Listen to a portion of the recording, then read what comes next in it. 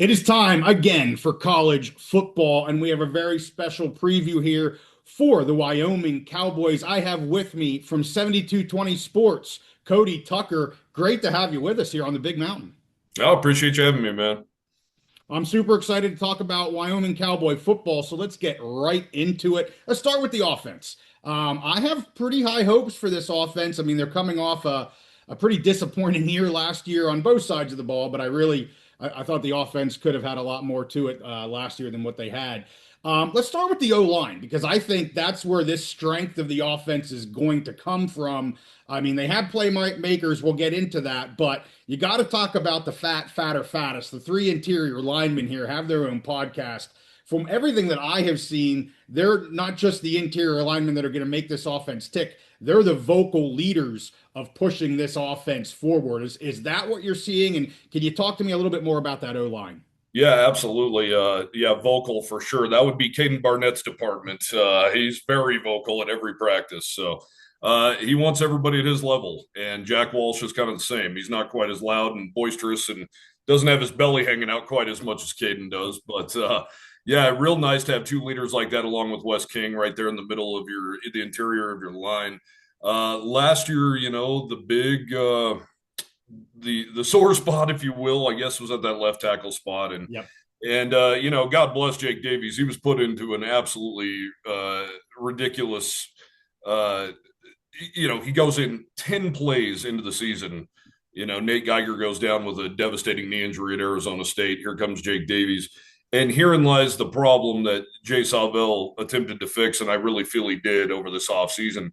Okay. You lose a guy in Nate Geiger who's never started a game in his life, and he's a redshirt freshman.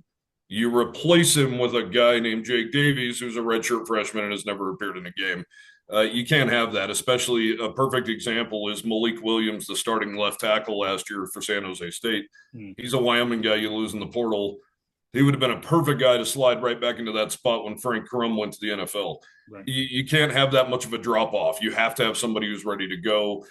Jake Davies had a lot of lumps last year, and like anyone would, they knew they were going to take some lumps either way. But to throw Jake in there, who just lost the battle during camp, it was a tough deal. So, Yep. Caden Barnett too, he had his troubles at the right tackle spot. They really wanted to move him inside, and I think he not only he loves playing right guard now.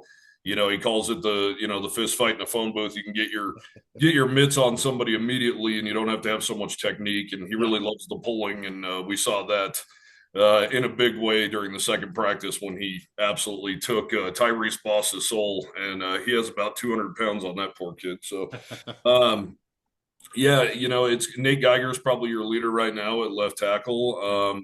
He only has 10 plays of experience, and that's why. That's one of those reasons that Jay Salvell's opening practice on Thursday night. He wants these guys to feel a game type atmosphere and not be shocked when you go into Akron on a Thursday night as well and open your season. So, on the other side, Jake Davies could very well be the guy on the right side this year. They got a couple guys battling out there, and Rex Johnson's a guy who played last year as well. So, Joe Tripodi, the offensive line coach, he really, really like any offensive line coach, he would love to be 10 deep, 11 deep, 12 deep. But really at this level, for anybody not named Boise State, basically in the Mountain West this year, you'd be really happy, I think, if you're 8 deep and you feel really comfortable about having 8 guys. And that's kind of what Wyoming's going for right now. Yeah, that's good news. And Walsh here moving to center. He's also just came out. Was it today or just the other day? He's on the watch list for the Lombardi Trophy as well. I heard him. I spoke with him at media days. I've heard him speak a few times about that transition. He doesn't seem at all worried about playing center, but he hasn't played center for I think he said middle school or something like that. I mean, have you seen anything there? Does he look just natural at that position, or where are we at? He loves it, but no. We've seen a few snaps that have kind of gone awry a little bit, but Okay. I mean, it was also very early in camp. We saw the first 3 practices. They're now 12 deep as of today. So yeah, I mean, there were some little snapping issues, but that's the stuff that's what practice is for, man. Right. He's cleaning it up, and I can't imagine you have your one hand on the ball and you're snapping it, the guy's right in your face coming at you is probably a little different than what you're used to. So, Yes. we're not exactly filleting him around here for a few bad snaps. So, Yeah. and snapping was a huge issue last year for this team. It was a big problem. So, they're really happy with their offensive line, especially those three interior guys you mentioned, Yeah. and that could and should and needs to be a strength of this program. Agree. Well, let's get to the passing game here. Of course, Anderson being the starting quarterback coming in showed some really good promise last year. Towards the end of the season, he became the starter there. I'm really high on the top two receivers here, Sargent and Durr. Would love to hear just overall passing game, quarterback, receivers, how deep maybe the room is there. How are we feeling with the passing game? Man, it visually looks so much different. Mm, It was weird, man. Under Craig Bowl, they kind of had a deal where every receiver seemed to be about 6'1", 205 pounds, and they'd have about five of those guys. And now you got Michael Fitzgerald standing 6'6", Clay Nanke making the move from tight end out there. He's 6'6", and I'm talking every bit of 6'6". They have huge catch radiuses. And then mhm. a guy you mentioned in Chris Durr Jr., who just he's a nightmare for defenses on third downs. He can get open over the middle and the flat. Yeah. Just kind of one of those little jitterbugs, just kind of a pain in the ass kind of dude that you want on your team. And once again, I think we just talked about Jack Walsh and Caden Barnett and a guy like Chris Durr and Jalen Sargent. Um, I don't think it's talked about nearly enough how those guys all came back to the University of Wyoming to a 3-9 football team. It would have Sure. been real easy for those guys to go make money on the open market. And of course, you got to include, which we haven't talked about yet, though he is part of the passing game, is John Michael Gillenborg, who you would have Yes. met in Las Vegas. Yep. Sources have told me there were six-figure deals, and I'm talking some of the premier programs in this country. And legacy means something to these guys. They didn't want to leave this thing a mess like it was. So sorry to get off track like that, but Oh, I feel like that is not talked about nearly enough. And this is a passionate fan base that really cares about its football team. Jay mentioned it yesterday. One state, we bring an entire state. Some people don't even bring their own city, yeah. and that's very true. And everybody's stuck on the 3-9 thing because it's not acceptable. But I don't think he's gotten nearly enough credit for keeping the dudes he kept on this team. And he said he made a list of 10 guys, and he's kept 9 of them. So some people, of course, are just going to, pick on the negative and focus on that stuff. But, Right. you've got some real weapons back, especially on that offensive side of the ball. And Caden Anderson, he's got some moxie to him. And, we're all going to point toward that New Mexico game last year. It was his first ever start. He absolutely lit up the Lobos. Granted, the Lobos defense isn't great, but, Wyoming's offense wasn't great either. No, So, right. 5 straight touchdown drives to open that game, to open his starting career. And the only thing I would really hope to see different from Caden this year is he takes some monster hits. He was only sacked once last year, but this kid tore 2 ACLs during his time at South Lake Carroll High School. When he was, he's backing up Quinn Ewers down there at a national powerhouse high school. And he's got all the stuff, and it's not like you're going to sit here and be like, wow, Caden Anderson has this unbelievable rocket arm. His arm's fine. It does the job. It's not over the top or anything, but he's way more elusive than you would imagine. He runs better than you'd imagine for a guy with a brace on his leg who's been through that much trauma. But he's got it, and the guys love him. He's laid back as can be. He's a funny dude. He's just really good stuff. And last year, everybody talks about, how the big numbers and stuff in New Mexico. The one thing that I remember the most, he threw a pick that he definitely shouldn't have thrown that was caught at about the 8-yard line as they were driving toward another score. And behind that play, he's face to face with a defensive end, headbutting him and getting a 15-yard penalty. Right.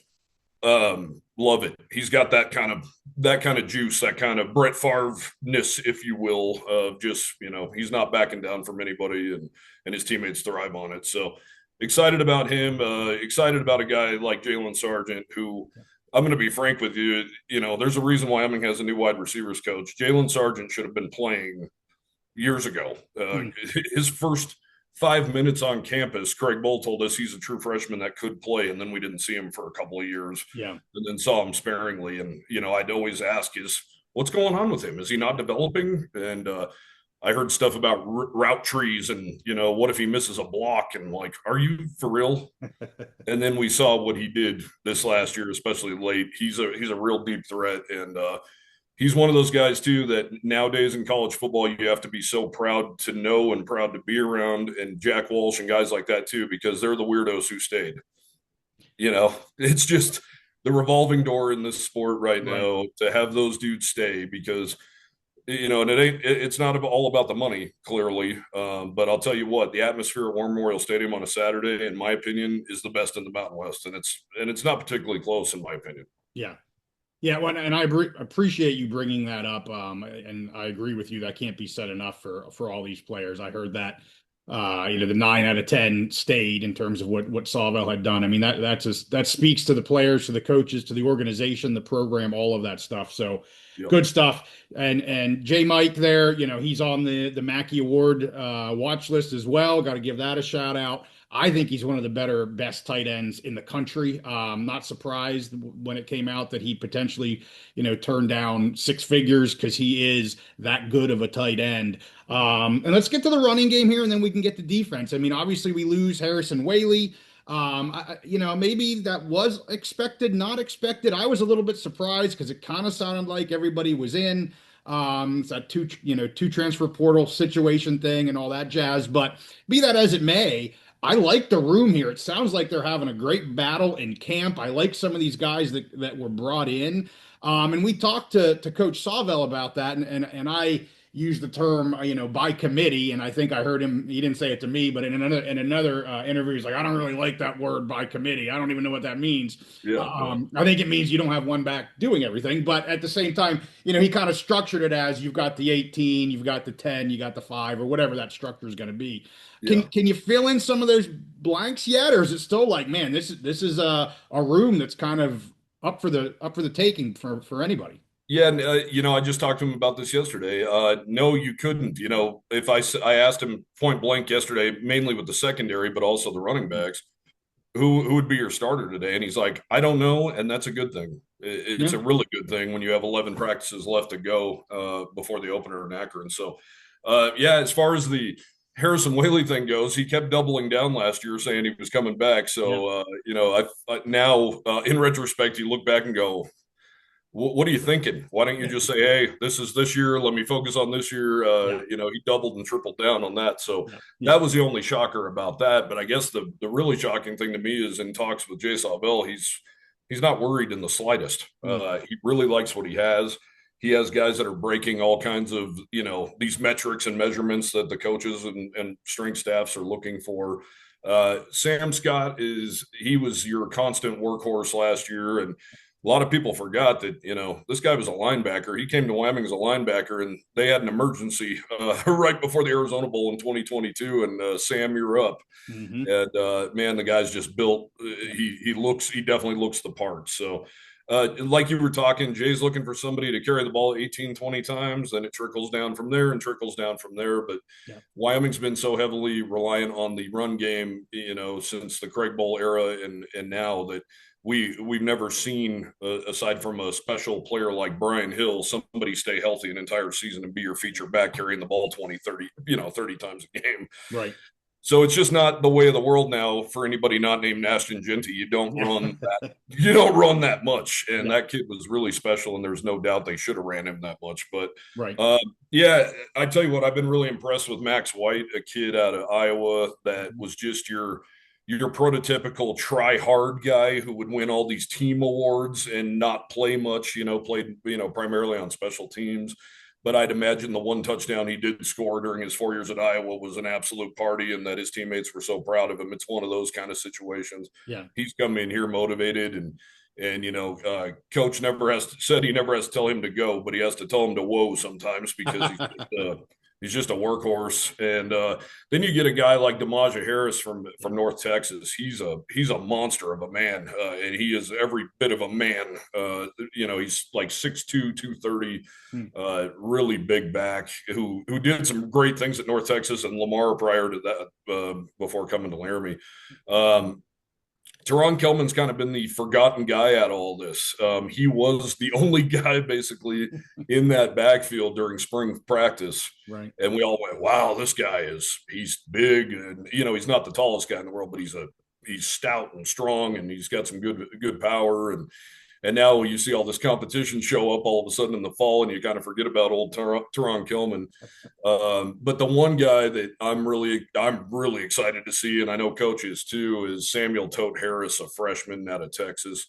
Okay. He ran a 10.5 100-meter dash in junior high, and we got a little glimpse of that during one of the practices we were able to watch. And he could have easily coasted out of bounds, but instead he threw a shoulder at the safety and knocked him on his rear before going out of bounds. So really freakish speed and a guy they're really pumped about. And, you don't often hear FBS coaches say this, and we probably will hear it more now that, the way of the world, but his red shirt's already been announced. It's getting burnt. It's you can already smell it roasting on the open fire. And, the red shirt thing's going to be weird from here on out. You don't really want to announce you're going to red shirt a guy anymore, I'd imagine. So, but pumped to see that guy. I think that backfield's deep, and Jay Sawvell wanted to create competition last year.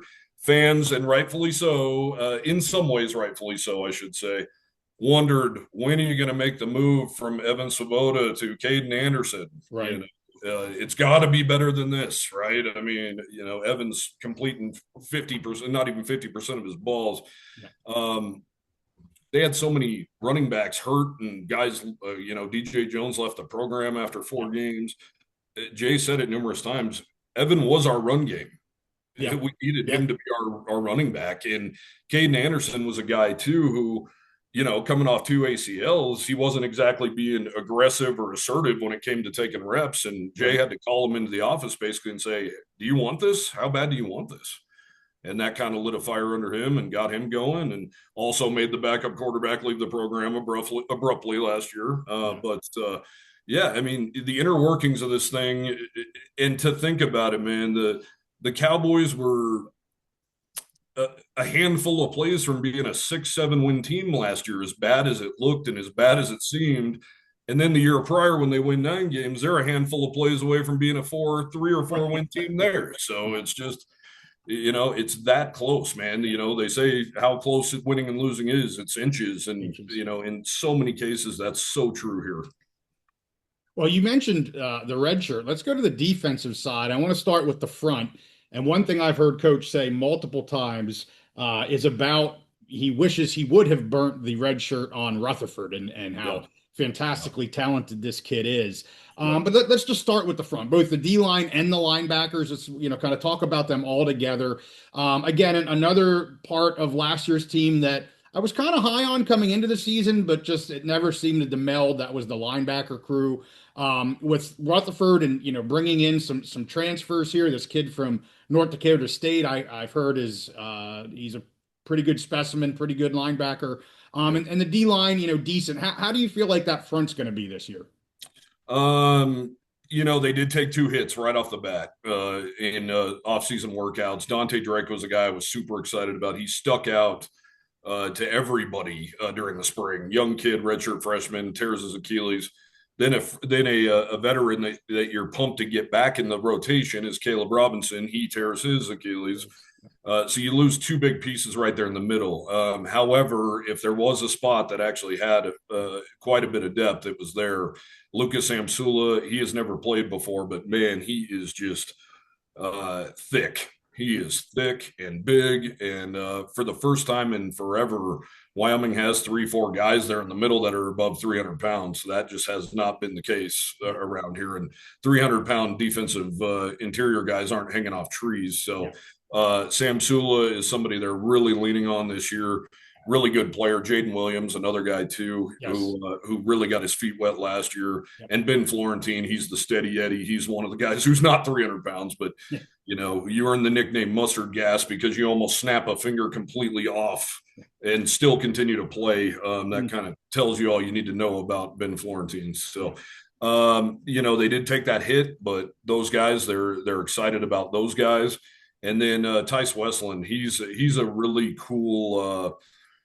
Jay calls him the best pass rusher they had last year, even though his numbers weren't weren't, his sack numbers weren't huge by any stretch. He finished with 3. But he played 8-man football in a town in the middle of nowhere, Nebraska, in a town of about 200 people, and he just keeps coming and coming and coming, and he's been a really good player. They have a bunch of new guys out there. So, I asked about the defensive ends the other day because even in the practices you watch, right, it's hard to determine how good the defensive ends are because they'll pop in and they'll be in the quarterback's lap, but they can't take them down. Yeah. And, they're blowing whistles because they're in spiders and shorts. So, but coach said, Asaya Bogar, he's a guy that they're really expecting big things out of. And they got a bunch of guys. They have this Chisholm Afani kid who, man, getting off the bus, he's going to be the scariest dude in the lineup for sure. Big, scary dude. But last year, you talk about the linebackers, Shea Suinoa and Connor Shea, they racked up big numbers, but they were on the field way too much. Yeah. They shouldn't, they're going to pick up big numbers anyway, but they were on the field way too much. They just did not feel comfortable with, guys like Reed Son and Cole DeMarzo, upperclassmen who are no longer with the program. Yeah. Gary Rutherford, it's funny because we all said that too. Like, how did you not put this guy in? He was so visible in the spring. Yeah. And Gary is the first one to tell you he's glad they didn't because he though he felt he was ready, he is so excited now to be fast forwarded to now where he knows he's going to be an impact guy and he has 4 years. And it's funny when they recruited him, I'll never forget listening to the audio. They literally said, I don't know how we got him. We have no idea how we got him. He right out of Big Ten country, and he is a Big Ten linebacker. Yeah. And he sure looks the part. So, and then this Enoch Sibamana shows up out of the blue from North Dakota State late in the process, and not the biggest guy in the world, 5'11", but he's been lining up in the middle, and he's been very noticeable too. He actually put John Michael Gillenborg on his wallet during the first practice, and I don't think the coaches necessarily love that part, but you love the aggressiveness. And Evan Eller is kind of a wild card. He's a guy who I just wrote about yesterday. He asked to be redshirted, after spending 4 years at the Virginia Military Institute, where he racked up 1.5 million tackles. He just was like, he saw the forest through the trees, and it was a selfless move, but it was also a self-preservation move where you're like, hey, man, there's 2 seniors that are starting. I'm not comfortable in this defense yet. I'm not even comfortable being at a normal college yet where I don't have to be up at 5 a.m. and march to my breakfast, So he really wanted a year to say, hey, let me get bigger, stronger, learn the defense, and be ready to go. And he was another noticeable guy in the offseason who was always around the ball, picking off passes, picking up fumbles.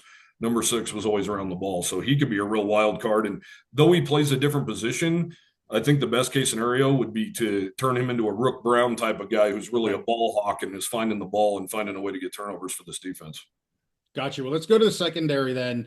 We're missing some names here that I got accustomed to here in the Polk secondary. Fill me in on what's going on here with the secondary. Yeah, great question. Fill me in. Fill me in if you know. They relied so heavily on Isaac White and Wyatt Eckler at the safety spots. Yep. Those guys didn't leave the field for 2 years. And when they both were injured last year, early in the non-conference season, Wyatt Eckler, of all things, breaks both thumbs in like 3 plays against BYU. It's pretty damn hard to play safety in general. Without 2 thumbs, it's real hard to even, go to the bathroom, for instance. Right. And Isaac White dealing with a nagging ankle. Coach said he was only running like a 4.8 40, 4.9 40. I mean, that's just 2 horses you really relied on. And he said, the rent really came due. They did not have 2 guys ready to step in. And that's part of your success, right? That you had 2 guys that you really relied on, but man, when they went down, and that's why you saw Jay Sawbell go nuts in free agency and bring in a ton of guys. And I did ask him that question yesterday: who is the starting secondary right now? Yeah, maybe he has a clue, but he isn't telling me. He says he doesn't have a clue, and he loves that. There are some guys at the corner position. There are some guys, Ian Bell, who's been around, and you've kind of just been waiting for him to take off. His first start came in the Arizona Bowl a couple of years ago and played really well. And he was actually forced into action because of transfers.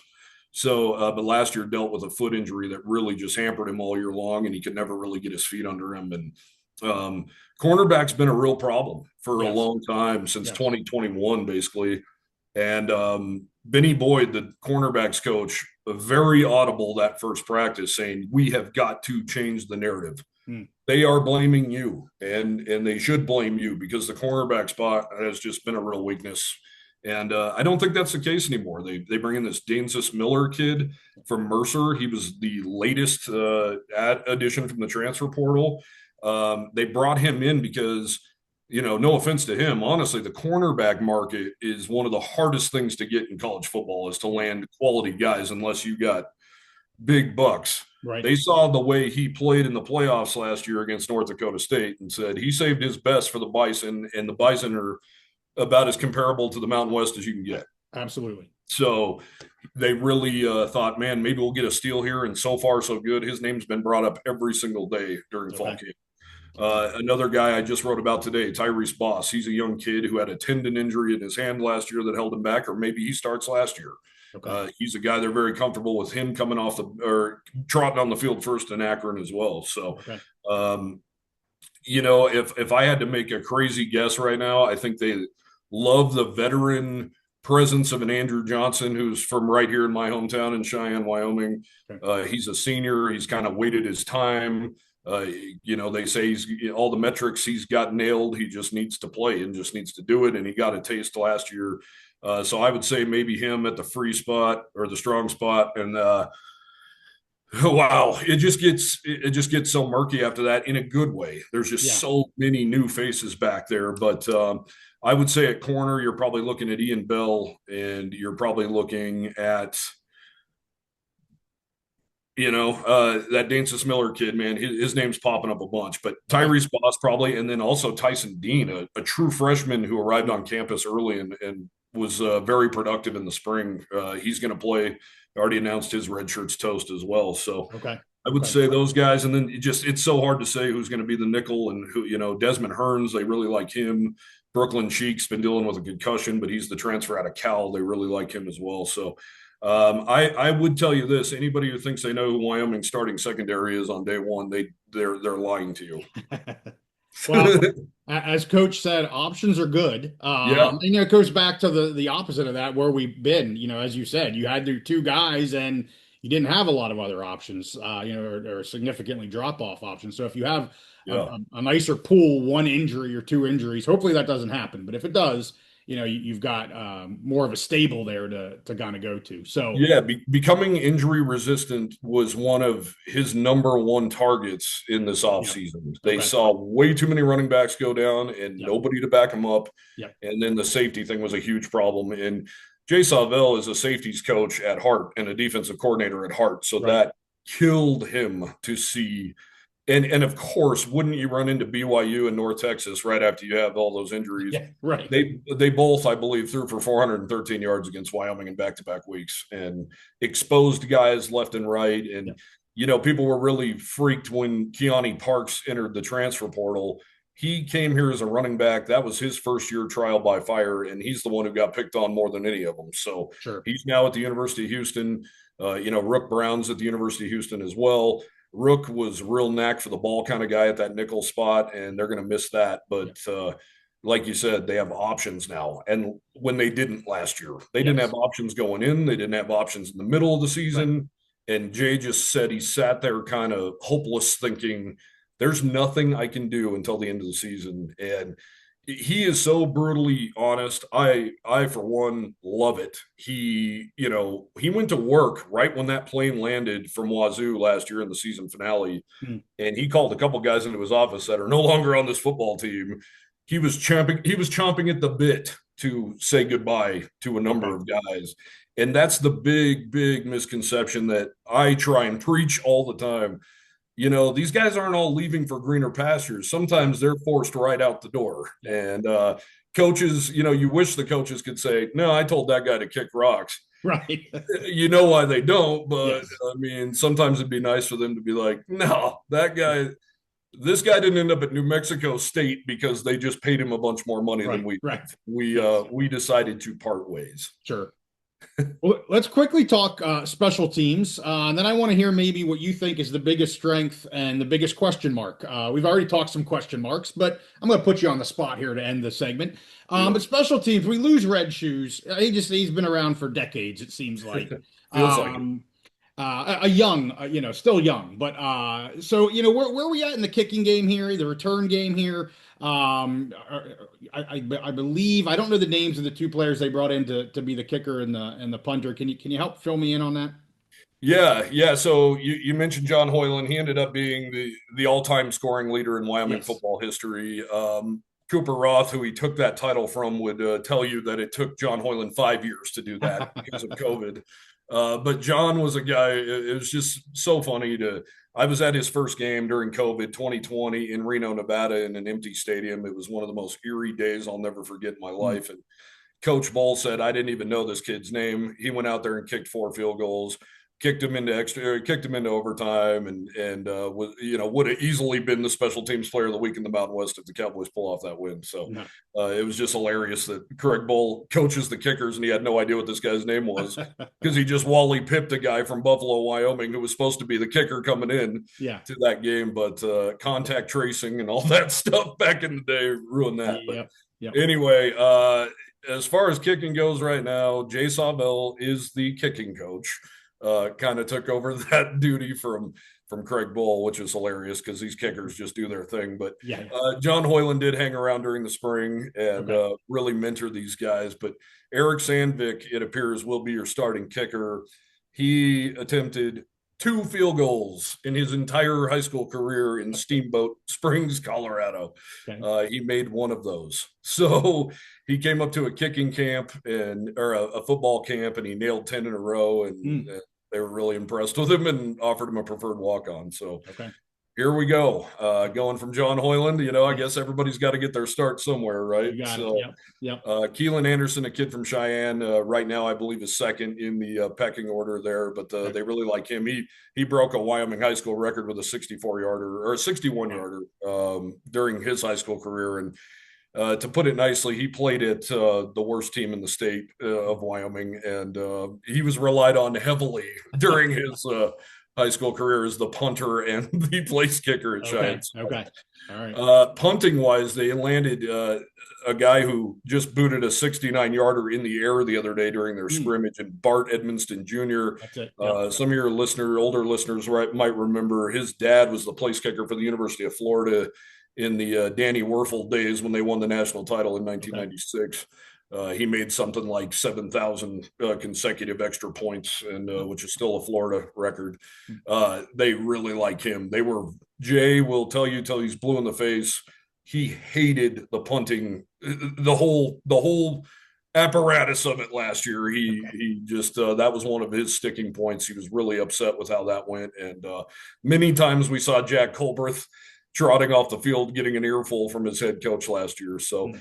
You're punting at 7,220 feet above sea level. Right. You would think you'd be able to find a guy who wants to be here really bad to really juice the ball. Yeah.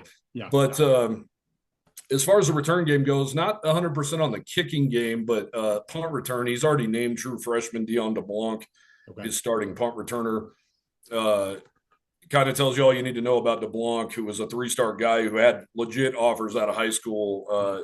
He went to North Shore High School, which is an absolute powerhouse in the Houston area. And he was offered by Oregon and Arizona State and Texas Tech. And, Jay Sawbell got in there and developed that relationship with him. And he came here and he is now the starting punt returner. And to put that in a rookie's hands, I mean, and Jay mentioned it the other day, and what a breath of fresh air. It's so hard to believe. Wyoming had 9 punt returns last year. Wow. 9. That's Wow. it. That's brutal. And That's under Craig Bull, his whole philosophy was catch the damn ball. Catch it. Yep. I don't care if you gain a yard. I don't care what happens. Catch the damn ball. Now, Jay joked about it the other day. There will be punt returns at the University of Wyoming. Okay. So, Dion DeBlanc is an electric athlete and really wise beyond his years, tough beyond his years, and he is so excited about this opportunity. And I just spoke with him the other day. He's got a big mouthful of braces and Okay. looks like a little kid, and he's just so pumped. And I said, "What did they tell you?" And he said, "Nothing. Be yourself. Just be yourself, make plays." So Awesome. it will be quite a treat to see Wyoming returning kicks, and Javon Bonite, kind of the unsung hero of this coaching staff, Yeah. who was brought on to be the wide receiver coach this year. He was a pretty electric punt returner during his time in Laramie, his All-American career in Laramie. So he's got a really good mentor, not only as a wide receiver, but as a punt returner. So it'll be exciting to see that. And it better be more than 9. It better be a hell of a lot. That's right, for sure. Well, let's get to what do you think? I mean, we've talked about a lot. We've talked about strengths already. Want to maybe pin you down if you can give me what you think is the biggest strength of this team and maybe the biggest question mark. I don't want to say weakness, but just like what is your biggest question going into the season right now? My biggest question, I think, is at the pass rusher spot. They only registered 15 sacks total last year. I believe 10 and a half of those belong to edge rushers. It needs to be more. And we talked to Savell about it the other day. It doesn't necessarily need to be a bunch of sacks. You need to put the quarterback on his wallet over and over and over again and get him off his spot and make him uncomfortable. And, if you get it's such a quick passing game world now, and get it out and get it to a guy that, you're not going to see huge sack numbers probably across the board anywhere. And if you possess a defensive end like that, they're going to throw it even faster to get it out. So, you got to kind of quit focusing on necessarily sacks and start focusing on hits and, have a lot of belief in Tice Westland. But after that, I just haven't seen it. And that's not to say they can't do it, just haven't seen it. So defensive end's probably my biggest question mark. And to me, it's the biggest aspect of the game for this defense, because there's so many new faces over there. I have no doubt that they've leveled up when it comes to athleticism and talent, but they haven't played together, and they haven't faced where they're down by 14 or another team's really getting the run game going on them or anything like that. So we just need to see it, and that hasn't happened yet. So I would definitely say that is my biggest one. And another easy one to point to would be the cornerbacks, but I tell you what, the edge rushers can cure so much of that. If they're on the quarterback and they're in his face, that's just going to help those guys on the back end so much. For sure. So biggest strength, what do you think that is here for the team?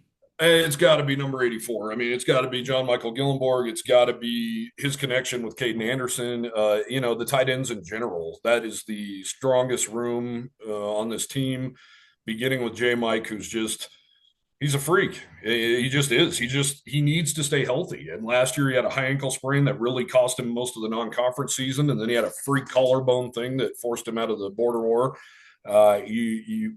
Him healthy is Trey McBride-ish.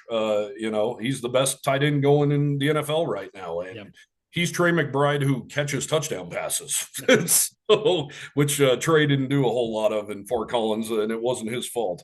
But that is a great room. And I tell you what, man, I was asked this on a show earlier today. Who's tight end number 2? You wouldn't shock me one bit if number 2 is Evan Svoboda. Wow. Okay. And what a story he is. A guy who's been a quarterback his entire life, had all this hype coming in. Didn't perform last year. The fans were brutal to him. And wearing the number 17 might as well have been a target, which is just so ridiculous in my opinion. But it was a tough year, and people were so brutal to him. And he came back. He's a Wyoming Cowboy, man. And it would have been so easy for a guy like that to say, forget it. And maybe, especially he goes out on a high note by winning against Washington State as the quarterback. He could have very easily said, you know what, I'm going to try this again. And one look at that guy, you're going to give him a shot. Especially at a place like Akron. You tell me Akron wouldn't give Evan Svoboda a shot to be their quarterback. I know they have a decent quarterback now, but you know what I mean. No, I know. But Jake Wilson, really excited about him. They all are really good blocker, really tough guy, really freak athlete as well. They are so stacked at that spot. Isaac Schoenfeld, a kid from Rock Springs right here in Wyoming, who it's his time to take off as well. Then they land Orlando Pace's son, Landon Pace, we watched him those first three practices. He already looks the part. He's huge. He turned down mega offers to come here. And obviously, he has the pedigree. His dad was the number one overall pick and an NFL Hall of Famer. So they're excited about this Kyle Frank guy. Another one of their tight ends they brought in this year is a rookie. And he's already a guy that Jay has said he'll probably be a 4-game guy and keep his red shirt, but because there's so many tight ends. Okay. So that's a really strong room. And then honestly, you never hear this at the University of Wyoming, but second would probably be that wide receiver room. Yeah. Okay. They haven't had talent like that. This is my 7th year covering them. I'm a Wyoming guy, born and raised, so I've followed this team so close my entire life. And I don't recall a time since probably the early 2000s when Javon Bonite was lining up here, maybe the late 90s with Kofi Shuck and Wendell Montgomery and guys like that, where and Marcus Harris and Ryan Yarborough. And I mean, those are massive names that these guys aren't going to touch. Don't get me wrong on that, but just having options 2, 3, 4, 5, they're going to have multiple options this year. And you have to figure John Michael Gillenborg is going to open up so much. Yep. And when he's on the field too with Chris Durr Jr., yep. Good luck. I don't know who's going to do it. And now they have a quarterback who can get it to him. So, Sure. And the offensive line, you would have to say that will keep Caden Anderson standing straight up. So to me, the offense, I believe, is returning like 80% of their production from last year or whatever the ESPN number was. Right. They look better than ever, and they have some real threats on the outside that we've seen shine a little bit already. That's great. I'm anxious for that. You've kind of confirmed what I was hoping to, you would say, especially in terms of their receivers. I have high expectations for them. I'm going to be at the Akron game, so I'll be able to see it firsthand. Really excited to see this team in action here in week 1. Last question, then we'll let you go. So disappointing season last year. We shooting for bowl eligibility here. Where do you think this team, when everything shakes out come the end of the season, where do you think we're going to be at? Yeah, I mean, kind of like I mentioned, they're a handful of plays away from being a bowl team last year. Sure. And if you look at that on its face, that team had no business being anywhere near a bowl. Yeah. But, they lose by a couple points against Utah State, lose by a few against San Diego State. It just, the list goes on. Should have beat Idaho at home. I mean, and these are home losses, which is just inexcusable on so many levels. But just one little thing during every one of those games cost them those wins. Yeah, I think it's more than, I think the schedule as a beat reporter after Akron, I'm not getting on a plane again until November. Yeah. I mean, you got to make hay. And the one time you're getting on a plane, you're going to Akron. Yeah. That game, to put it absolutely bluntly to you, Wyoming needs to kick their ass. I agree 100%. This is not one where you walk out of with a 3-point win and feel good. You need to go in there and beat their ass. 100%. And do it in your way and what your identity is going to be and what you're going to look like. Yep. If you do that, it's the polar opposite of what happened last year. You go into Arizona State and get absolutely sucker punched and you go, wow. Yep. This is deflating. They didn't do anything right. Second play of the year is a pick 6, and it was all downhill from there. It was false starts. It was so ugly in every way you could ever imagine. They need to have an Arizona State type performance against Akron, in my opinion. And do I even know what Akron necessarily looks like? No, I don't. I'm sure I know they have a million new transfers too. Right. But I like to think Wyoming picked up better transfers than Akron did. And that's no offense to Akron at all. Sure. It really isn't. Wyoming has to win that game, and they need to win it convincingly, in my opinion. Then they do that. You got a lot of home games, and UNLV, yeah, they're tough. They're a good team. San Jose State's a really good team. I picked them second in the league. Mm-hmm. You got but you got them at the house, and you got them at your house when it's like I told you early in this. Wyoming's home atmosphere it's the place to be now. It really is. It's second to none, in my opinion, in the Mountain West. And I know Boise State sells out all their games and all that. Their seats are so far away from the field that it doesn't feel as intimidating. In Laramie, they're right on your back, and it's just a really great experience. And when you go to a home game in Laramie now, it's really got that special feeling that it had when I was a kid in the 90s. So. Yeah, you got to take care of business at home. And if you do that and you win, I'm not going to sit here and tell you Wyoming's going to beat Colorado and beat Utah. Those are really Sure. tough games. Yeah. But, you have to be thinking logically that if you come out of non-conference 2-2 and you beat the tar out of Akron and Northern Iowa like you Right. should, and you keep it close or maybe even pull off an upset in those other two, you got to be feeling really good about the way things are going. But if I know Jay Sawvell the way I think I do, Akron's the key. Yeah. Akron's the key, and it's not just because it's the first one. It's the key because you need to win. You need to win on the road. There's a lot of boxes that can be checked off, and every team should be way better in week 2 and 3 than they were in week 1. Right. So, I totally agree. I think it sets the tone for the entire season. They have got to, beat them down and keep beating them down. And I hopefully you'll be able to watch that. So I'm very excited for a few weeks out. Cody, 7220 Sports, thank you so much for joining me here on the Big Mountain. appreciate you, brother. All right. Hey, with that, make sure you give this one a like, subscribe if you like our content, and we'll see you next time on the Big Mountain.